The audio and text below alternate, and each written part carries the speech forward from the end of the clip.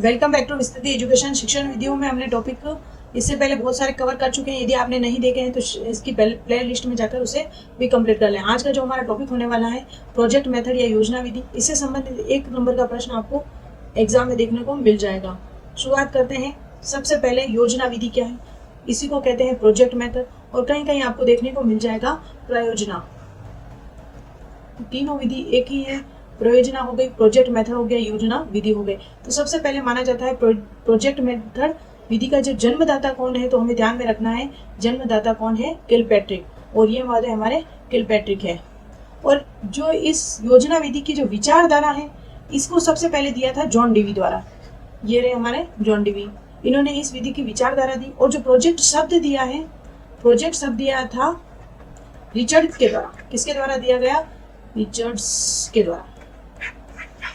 तो तीनों बातें प्रोजेक्ट के बारे में आपको ध्यान में रखनी है। यदि पूछा जाए प्रोजेक्ट विधि का जन्मदाता कौन है, तो W.H. किलपैट्रिक है। और जो प्रोजेक्ट विधि की विचारधारा है या शिक्षा में सबसे पहले मत किसने दिया, तो जॉन डीवी ने दिया।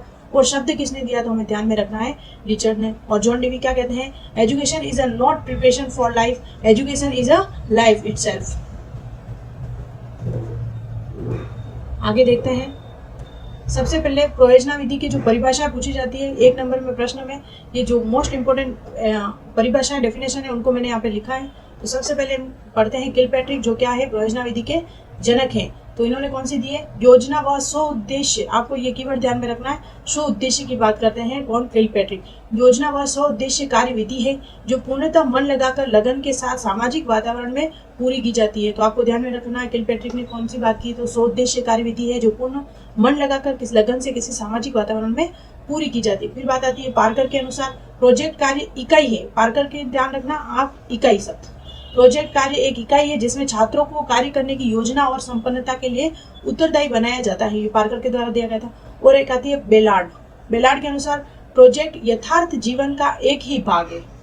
बेलार्ड मतलब एक ही भाग है जो विद्यालय में प्रयोग किया जाता है। आप इसे याद रखें। बेल कब बजाई, कहाँ बजाई जाती है? विद्यालय में, जो कि छुट्टी होने पर बजाई जाती है। आप ध्यान रखें। बेलार्ड के अनुसार क्या हो गया?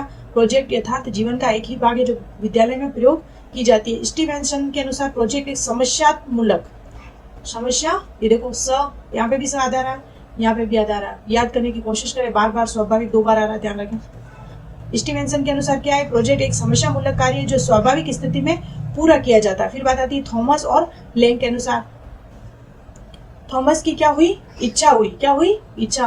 प्रोजेक्ट इच्छा अनुसार किया जाने वाला ऐसा कार्य जिसमें रचनात्मक प्रयास तथा विचार और उसका कुछ सकारात्मक परिणाम भी हो सके। एक बार फिर से हम इसको रिवाइज करते हैं। किलपैट्रिक क्या कहते हैं?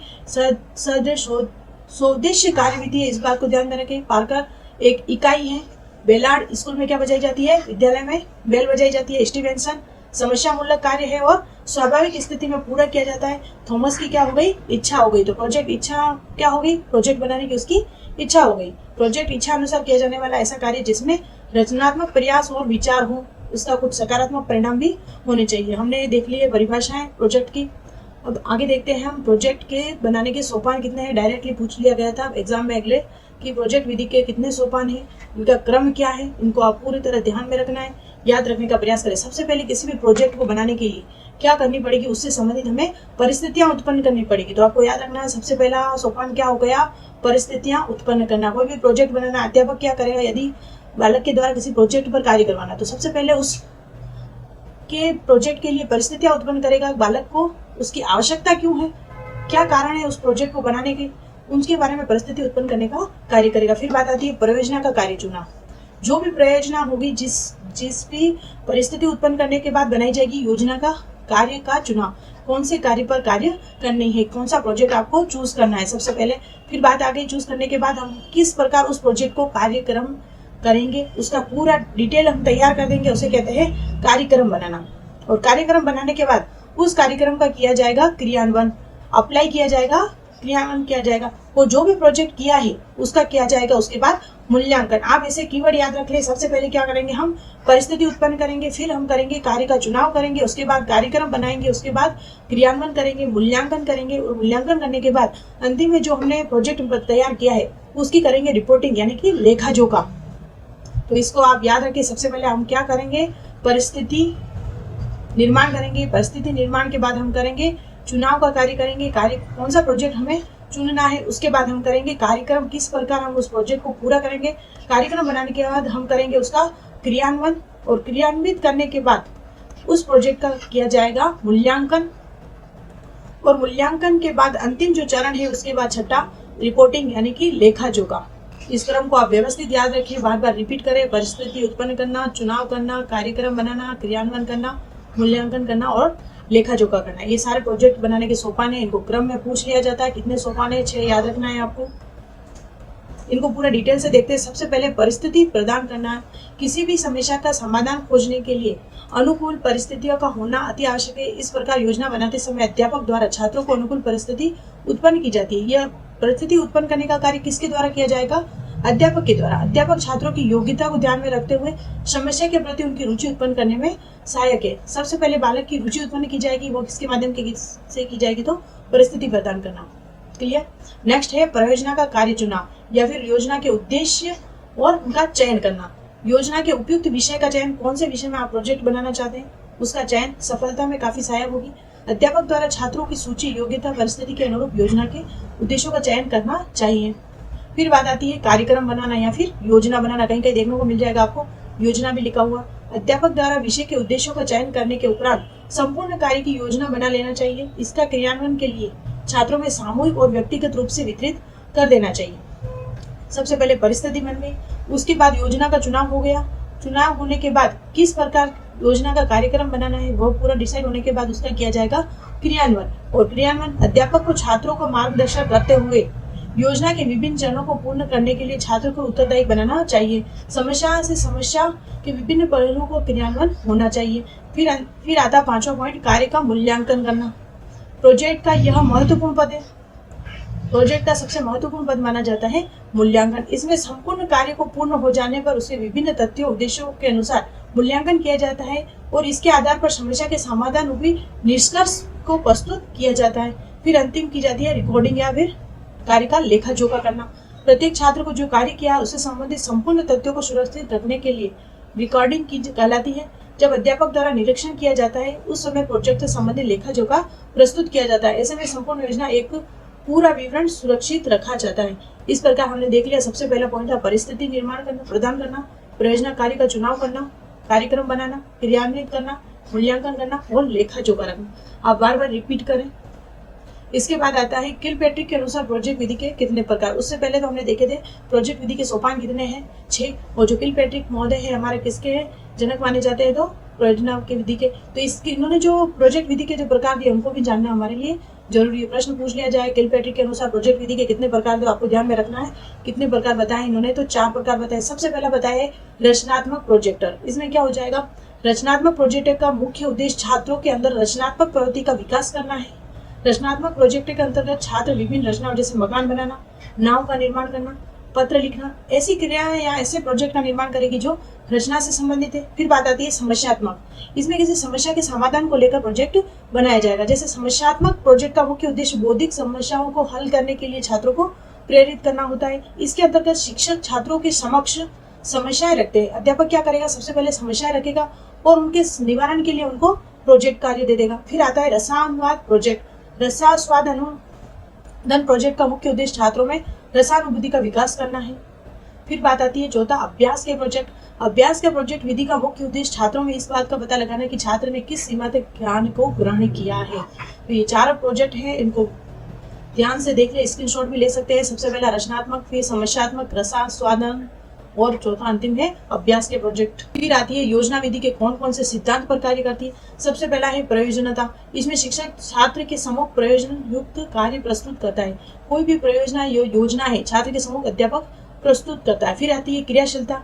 जो भी प्रोजेक्ट है वो बालक स्वयं करता है, इसलिए क्रियाशीलता के सिद्धांत पर कार्य करता है। फिर बात आती है यथार्थता। छात्रों को दिए जाने वाला समस्यात्मक कार्य ऐसा हो जो वास्तविक जीवन से संबंधित हो, जिसका हल वह आसानी से निकाल सके। बालक के छात्र की क्षमता के अनुसार ही उसको प्रोजेक्ट देने चाहिए। फिर बात आती है उपयोगिता। जो भी प्रोजेक्ट दिया जा रहा है उसका कोई न कोई उपयोग होना जरूरी है। फिर आती है रोचकता। इस विधि में छात्रों के सामने रुचिपूर्ण समस्याएं उत्पन्न की जाती है जिससे छात्र उसमें अधिक रुचि लेता है। फिर बात आता है छठा पॉइंट स्वतंत्रता। प्रोजेक्ट प्रणाली के इस सिद्धांत में छात्रों स्वयं अपना कार्य चुनने की स्वतंत्रता प्रदान की जाती है। फिर आती है सामाजिकता। इस सिद्धांत में छात्रों को ऐसे अवसर दिए जाते हैं जिसमें सामाजिकता का विकास हो सके। कौन कौन से सिद्धांत है? प्रयोजनता, क्रियाशीलता, यथार्थता, उपयोगिता, रोचकता, स्वतंत्रता, सामाजिकता। ये 7 सिद्धांत हैं जो प्रयोजना विधि के सिद्धांत से संबंधित है। अब आती है प्रयोजना विधि के कौन कौन से गुण है।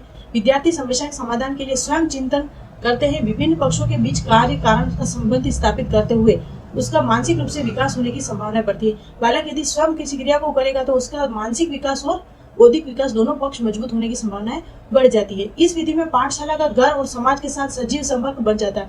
विद्यालय और घर दोनों का और समाज का, तीनों का एक वास्तविक संपर्क बन जाता है जिसमें बालक परिस्थिति रूप समरूप होते हैं, आपस में अंतर क्रिया करने पर अत्यधिक बल देते हैं। यह एक मनोवैज्ञानिक आधार पद्धति प्रोजेक्ट विधि है, मोरे मॉन्टेसरी विधि। ये सारी कौन सी विधि है? जो मनोवैज्ञानिक है। और यदि किसी भी विधि में बालक यदि सक्रिय है तो वह कौन सी विधि हो जाएगी? मनोवैज्ञानिक।